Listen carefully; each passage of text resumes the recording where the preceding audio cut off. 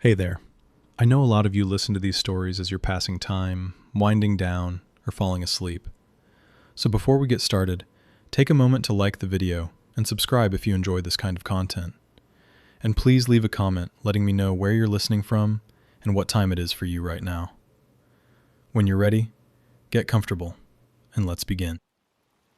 Gannon Stauch was born on September 29, 2008. His parents, Albert, or Al Stauch, and Landon Bell, were married at the time of his birth. After their divorce, custody arrangements changed over the years, and eventually, Gannon and his younger sister moved to Colorado to live primarily with their father. By 2020, Gannon was 11 years old, living in Colorado Springs with Al, his stepmother Letecia Stauch, and Letecia's teenage daughter Harley. Because of Al's work with the National Guard, he was often away, leaving Letecia responsible for the day-to-day care of the children. On Monday, January 27, 2020, Gannon didn't go to school. By that evening, he was reported missing. At 6:55 p.m., Letecia Stauch called the El Paso County Sheriff's Office. She told the dispatcher that her 11-year-old stepson, Ganon, was missing. According to Letecia, Ganon had left earlier that afternoon to go to a friend's house. He was expected home by 6 p.m. When he didn't return, she said she went looking for him. She told dispatch that she drove to the friend's house herself. Ganon wasn't there. Deputies were sent to the home in Colorado Springs to take a report. Inside the house, Letecia repeated the same account. Ganon had left between 3:15 and 4 p.m. to walk to a friend's house. When he didn't come back, she began checking nearby homes and calling around. At the time of the call, Ganon's father, Al Stauch, was out of state for work with the National Guard. He was notified and immediately began contacting friends and parents from where he was. Based on the information provided that night, Ganon was entered into the system as a juvenile runaway. As the report was taken, officers documented the timeline they were given. By that night, search efforts were already beginning in the surrounding neighborhood. The day after Ganon was reported missing, investigators sat down with Letecia Stauch to go over the timeline again. This time, she introduced a new explanation for what she said had happened inside the house the night before Ganon disappeared. According to Letecia, there had been an accident in Ganon's bedroom. She told investigators that a candle had tipped over, damaging the carpet. She said she panicked, not because of an injury, but because of the damage itself, and the thought of her husband seeing it when he returned from his work trip. Instead of reporting the damage or waiting, Letecia said she decided to try to fix it on her own. She told investigators that she and Ganon got into her vehicle and drove around the neighborhood, looking for someone who could help repair the carpet. During that drive, she said they came across a man working on a house under construction nearby. According to Letecia, the man introduced himself as Eduardo. She told investigators she spoke with him about the damaged carpet and asked if he could help fix it. According to her account, Eduardo agreed. Letecia told investigators she gave him the garage door code, allowing him to enter the home later. After returning home, Letecia said she and Ganon were inside the house when she began hearing noises coming from the garage area. According to Letecia, when she went to check on what was happening, the situation escalated. She told investigators the man attacked her. She described being restrained, said the man was armed, and said she was assaulted. She then told investigators that Ganon was attacked as well. In this version of events, Letecia said the man abducted Ganon after the attack and left with him. This account marked a significant shift from what she had told law enforcement the night before. Investigators listened as Letecia described the sequence of events: the carpet damage, the decision to find help, the garage code, the attack, and the abduction. As the interview continued, detectives told Letecia they needed to collect evidence to support her account and requested a forensic examination. Letecia initially refused. She said she needed to shower, eat, and rest. Investigators explained that showering would destroy potential evidence, and that preserving her condition was critical if her account was accurate. Letecia became increasingly uncooperative. Eventually, investigators told her she was no longer free to leave, and that they had obtained a warrant to conduct forensic testing. At that point, Letecia began complaining of chest pains. Emergency medical services were called.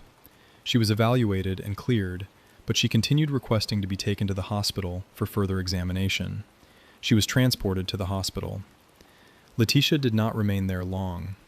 After being transported for chest pain, she left before any forensic sexual assault examination could be completed. No exam was performed. After that, Investigators documented a clear change. As the tension around the case intensified, Letecia agreed to speak publicly. She sat down with a local news reporter as questions and accusations circulated online. During the interview, Letecia focused largely on herself, on how she said she was being treated, on the accusations being made against her, and on the emotional strain she claimed they had caused. She spoke about wanting Ganon to come home so that the accusations would stop, so that people would owe her apologies. She insisted she had cooperated with law enforcement and repeated that she would never harm him. She did not provide new information about Ganon's whereabouts. At times, she spoke about Ganon as if he would return. At other moments, she referred to him in the past tense. Behind the scenes, investigators were already documenting increasing difficulty working with her. After that point, Letecia stopped cooperating. She did not return to provide additional statements and did not assist further with search efforts. Communication slowed, then stopped altogether. As the investigation continued, law enforcement began recording phone calls between Letecia and Al. Al agreed to cooperate, hoping that if Letecia kept talking, she might finally say something that led them to Ganon. Instead, the stories kept changing. In these calls, Letecia no longer focused on the intruder scenario she had described earlier. She began introducing new explanations for what she claimed had happened on the day Ganon disappeared. One of the first involved an outing she said she and Ganon took together. She told Al they had gone out looking for a bike, first claiming Ganon just test riding, then claiming that it was intended as a gift for Al. It was during that trip she claimed Ganon had been seriously injured. She said he fell. She described blood. She talked about scrapes and bad wounds. The way she told it, the injury was serious enough to explain why blood might be found in the house, but not serious enough to explain why Ganon was gone. As Al pressed for details, where this happened, how badly Ganon was hurt, why no one had seen them, the story shifted again. Letecia began introducing names. She talked about a man she claimed was involved, sometimes referring to him as Eduardo, other times as Quincy Brown. In some versions, she said this man had come to the house to help her. In others, she claimed he had taken Ganon.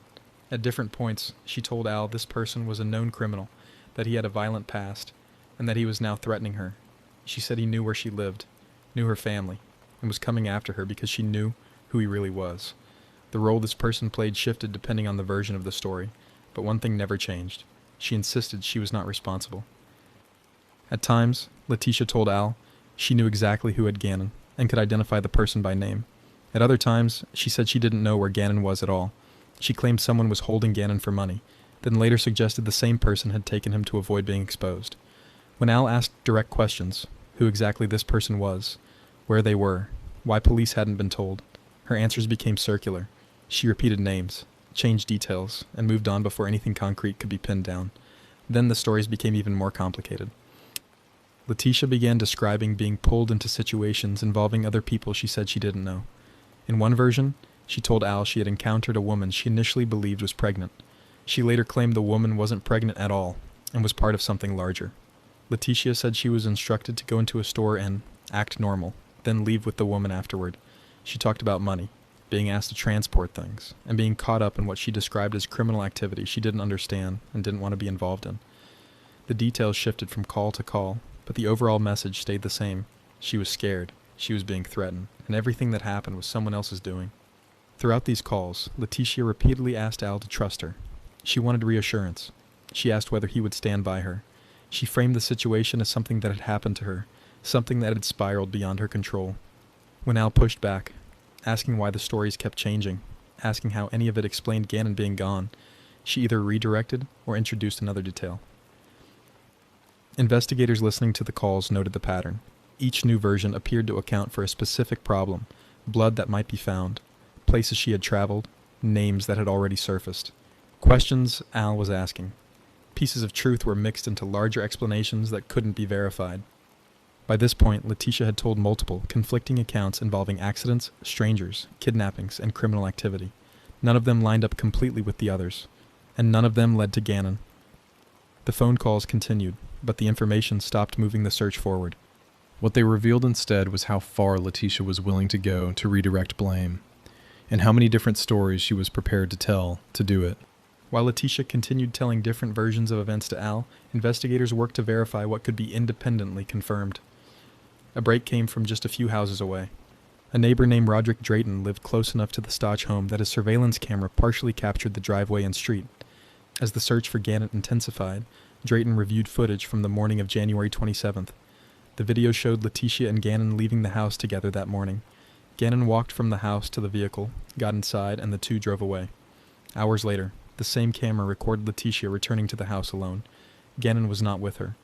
The timestamps on the footage conflicted with the initial account Letecia had given law enforcement about Ganon leaving on his own to go to a friend's house. According to the video, Ganon left the home in a vehicle with Letecia and did not return. Investigators obtained a copy of the footage and confirmed its authenticity. They also showed the video to Al. After seeing the footage, it became clear that the last confirmed sighting of Ganon showed him leaving the house with Letecia earlier that day. From that point forward, investigators focused on the movements captured on the camera, the departure, the length of time Letecia was gone, and the fact that she returned alone. The footage established something critical. The last time Ganon was seen alive, he was with Letecia, and that video became one of the most important pieces of evidence in the case. As investigators worked behind the scenes, Ganon's parents were doing what they could publicly. Al Stauch and Ganon's biological mother, Landon, spoke out together, urging anyone with information to come forward. They appeared in interviews and recorded a joint video message, addressing the public directly. Landon described the uncertainty of not knowing where her son was and pleaded for anyone who had seen or heard anything to contact authorities. Al echoed that plea, asking people to focus on helping bring Ganon home rather than spreading rumors. They emphasized that Ganon did not simply disappear and that someone, somewhere, knew what had happened. Their messages were emotional but direct, centered on one goal: finding Ganon and bringing him back.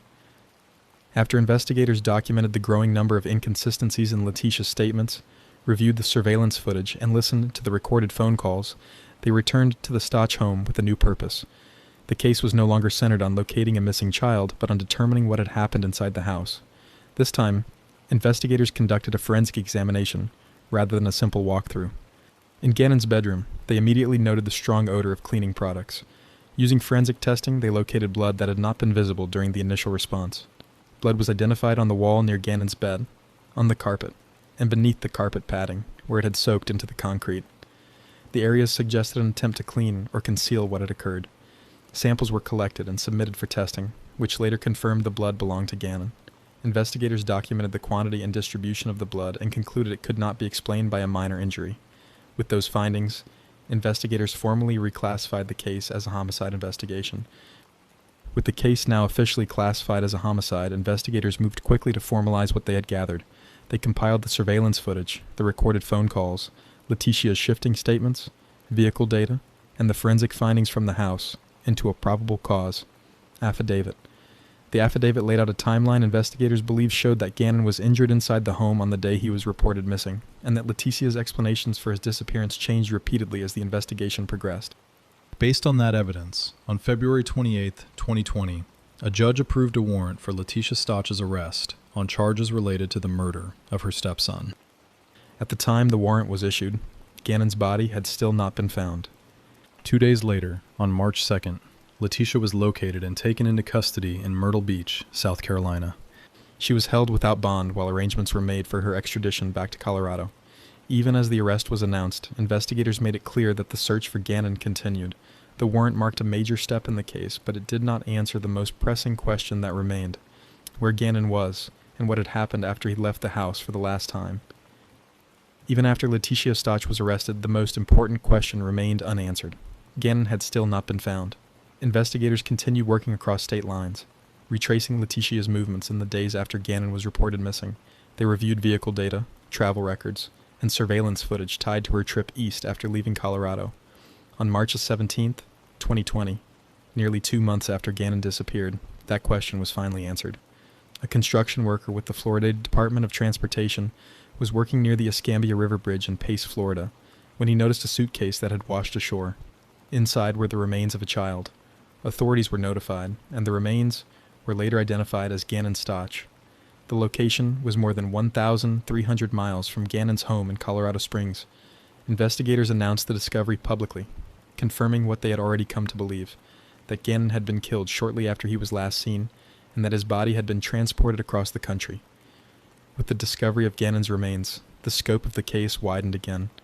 Investigators now had to determine not only how he had been killed, but how his body had been moved undetected during an active, nationwide search. the focus shifted to Letecia's travel after Gannon disappeared and how she was able to carry out those movements while maintaining multiple, conflicting stories about what had happened. After Gannon's remains were identified, investigators began reconstructing how they ended up in Florida. The probable cause affidavit and later testimony outlined what they believed happened after Gannon was killed. According to investigators, Letecia initially concealed Gannon's body in the garage of the Colorado Springs home, placing it in the trunk of her vehicle. The following night, she picked up Al from the airport after his work trip, parking her car there and switching to a rental vehicle before later returning to retrieve her own car. Using vehicle data, investigators tracked her movements south of Colorado Springs to a rural area in Douglas County, where a piece of particle board containing Gannon's blood was later recovered. Investigators believe this was part of an early attempt to dispose of evidence. At some point after her initial interview with law enforcement, investigators determined that Letecia returned to retrieve Gannon's remains. According to court testimony from her brother, Dakota Lowry, this occurred while the investigation was still ongoing and law enforcement activity surrounded the home. Lowry testified that he had flown to Colorado to help Letecia move out of the house after her relationship with Al deteriorated. While packing, he noticed Letecia struggling with a suitcase and offered to help. She refused, telling him it contained softball equipment. Lowry later testified that he immediately suspected the truth. Investigators concluded that this suitcase was the same one later found in Florida, containing Gannon's remains. Rental records showed that Letecia had rented a Kia Sedona van, which investigators believe she used to transport the suitcase across state lines. Travel data, surveillance footage, and mileage records placed her moving east over the following days. Investigators determined that she rented a hotel room in Florida before driving to the Escambia River Bridge in Pace. According to the affidavit, she disposed of the suitcase by throwing it from the bridge into the river, where it later washed ashore. The act was carried out while Gannon was the subject of a nationwide search, and after Letecia had already been identified as a person of interest. The discovery of the suitcase provided the final confirmation of what investigators had been piecing together, how Gannon's body was moved across the country and concealed during an active investigation. This act closed the search for Gannon, but it opened the final stage of the case: accountability for what had been done and the legal process that followed. In April 2023, after more than 3 years of investigation, pretrial motions, evaluations, and delays, Letecia Stauch stood trial in Colorado for the murder of her stepson, Gannon Stauch. Prosecutors presented forensic evidence, digital records, surveillance footage, and recorded statements, laying out a detailed timeline of events that began inside the Stauch home and ended more than 1,000 miles away in Florida. Experts testified that Gannon Stauch's cause of death was multiple traumatic injuries, including blunt force trauma, sharp force injuries, and a gunshot wound, inflicted by his stepmother. Central to the case were the multiple versions Letecia had given over time, the physical evidence recovered from the home and other locations, and the steps investigators said she took to conceal what had happened. Letecia entered a plea of not guilty by reason of insanity. The defense argued that she suffered from a severe mental illness that rendered her incapable of forming criminal intent at the time of the killing. During the trial, experts testified about her mental health, her behavior before and after Gannon's death, and whether her actions were consistent with someone unable to understand right from wrong. The prosecution countered with evidence showing planning, cleanup, deception, and efforts to evade law enforcement, arguing that her actions demonstrated awareness and intent. The jury rejected the insanity defense. Letecia Stauch was found guilty of first-degree murder, child abuse resulting in death, tampering with a deceased human body, and tampering with physical evidence. She was sentenced to life in prison without the possibility of parole, along with additional consecutive sentences for the remaining charges. Following the verdict, Gannon's family spoke about him publicly, remembering him as a kind, loving child who was deeply missed. Court proceedings moved forward in the standard post-conviction process, with filings related to sentencing and appeals handled through the legal system. Letecia Stauch remains in custody under a life sentence. Despite attempts at appeals claiming mishandling of her case, her conviction remains in effect, and she will spend the rest of her life behind bars.